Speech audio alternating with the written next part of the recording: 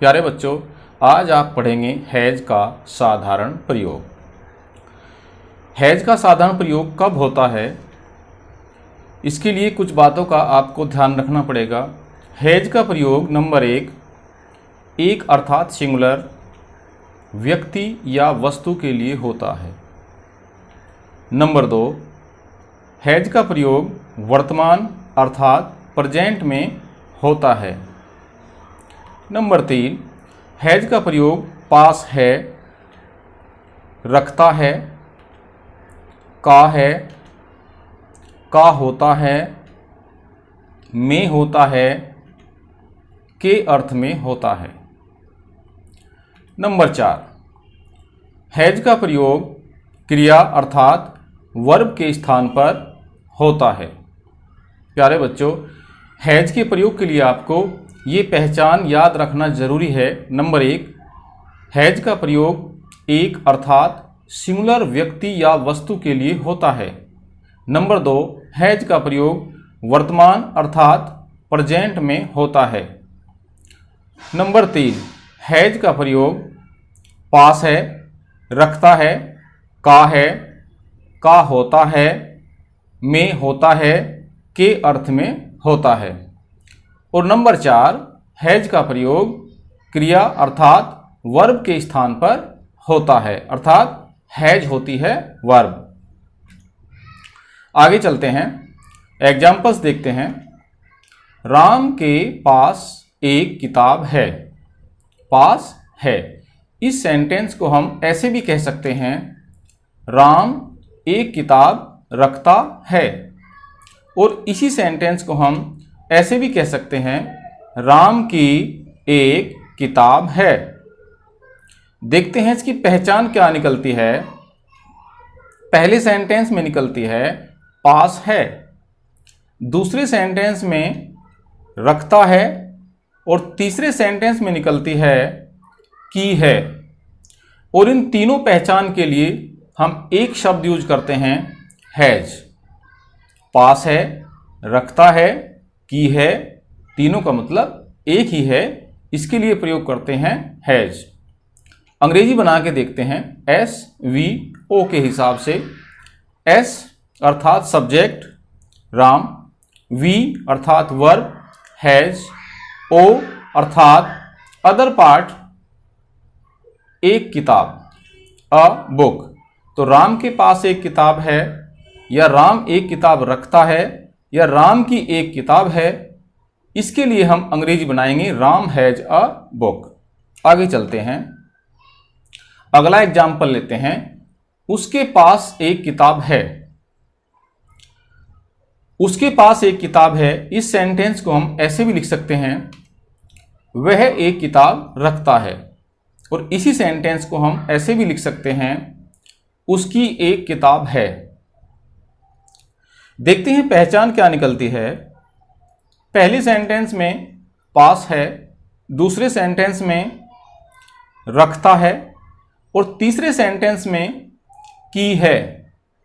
और इन तीनों के लिए हम सिर्फ एक शब्द यूज करते हैं, क्योंकि तीनों का एक ही मतलब है, हैज।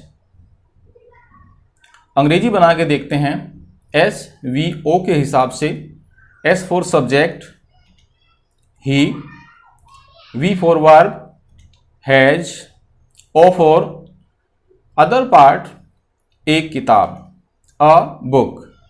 उसके पास एक किताब है, या वह एक किताब रखता है, या उसकी एक किताब है, इसकी अंग्रेजी होती है ही हैज अ बुक।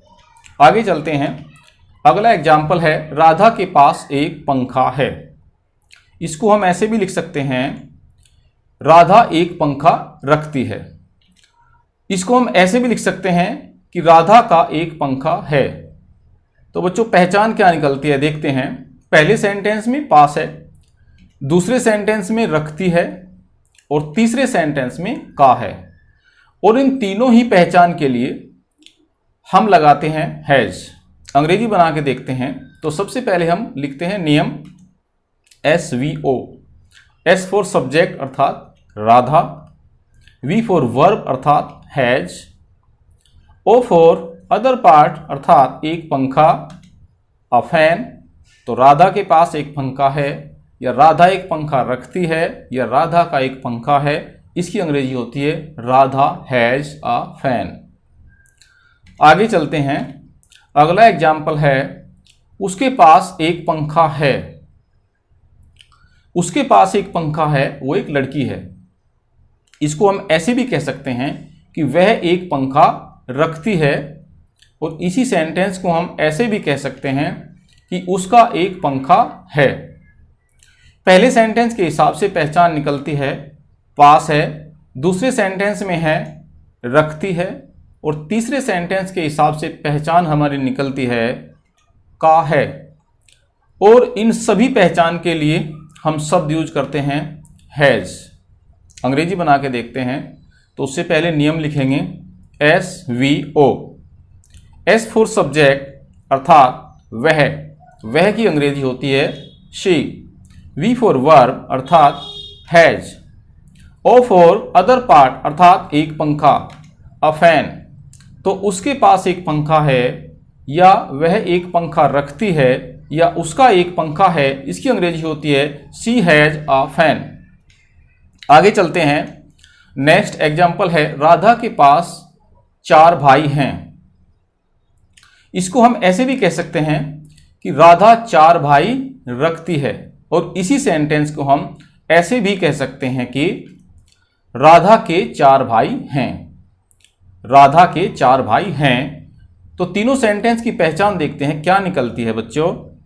पहले सेंटेंस में निकलता है पास है, दूसरे सेंटेंस में निकलता है रखती है, और तीसरे सेंटेंस में निकलता है के हैं।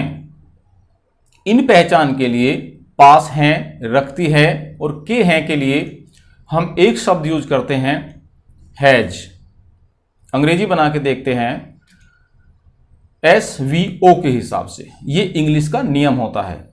S फॉर सब्जेक्ट अर्थात राधा, V फॉर वर्ब अर्थात has, O for other part अर्थात 4 भाई, फॉर ब्रदर्स।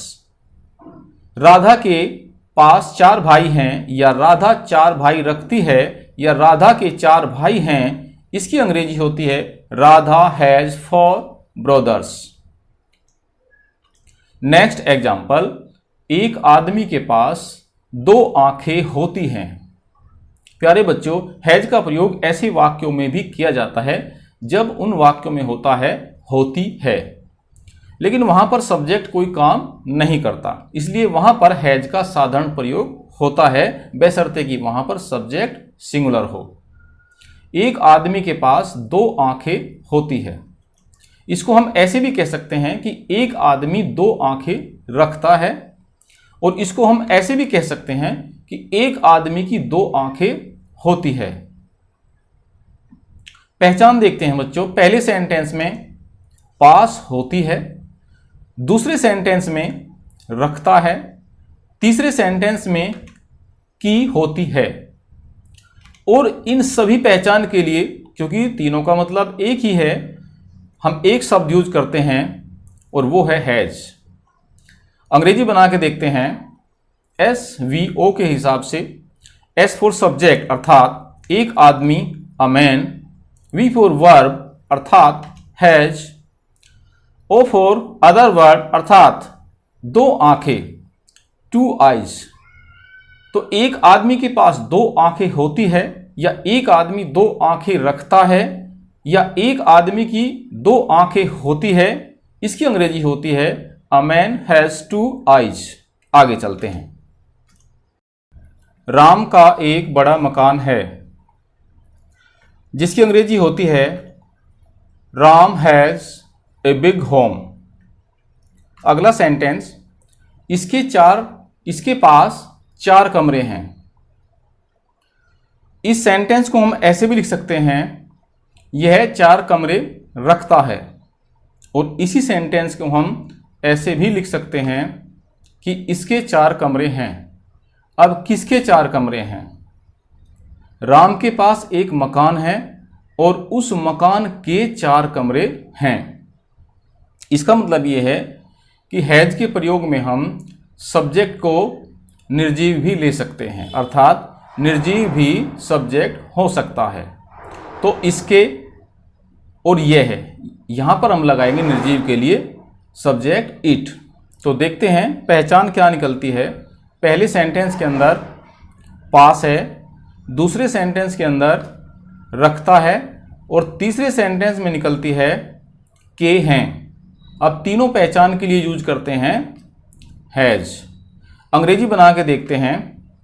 SVO के हिसाब से यहाँ पर सब्जेक्ट होगा आपका इट, क्योंकि ये कमरे एक मकान के पास है और मकान के लिए जो एक निर्जीव वस्तु है हम प्रयोग करते हैं इट।